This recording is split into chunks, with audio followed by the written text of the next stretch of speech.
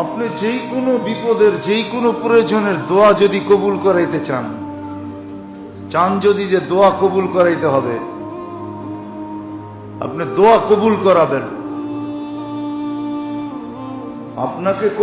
আপনাকে যদি কবুল করাইতে চান, আপনি যদি কবুল করাইতে চান, তাহলে একটা সিস্টেম আছে। প্রথমে 100 বার আয়াতুল কুরসি, 100 বার দুরূদ শরীফ পড়বেন, 499 বার পড়বেন লা হাওলা ওয়ালা কুওয়াতা ইল্লা বিল্লাহ। এই পর্যন্ত, আগে না। কিন্তু যে সময় 500 বার পুরো হবে, শেষ বারে পড়বেন লা হাওলা ওয়ালা কুওয়াতা ইল্লা বিল্লাহিল আলিয়্যিল আযীম। 500 পুরো হয়ে গেছে, তারপরে 100 বার দুরূদ শরীফ পড়েন। এইভাবে কয়েকদিন পড়া দোয়া করেন।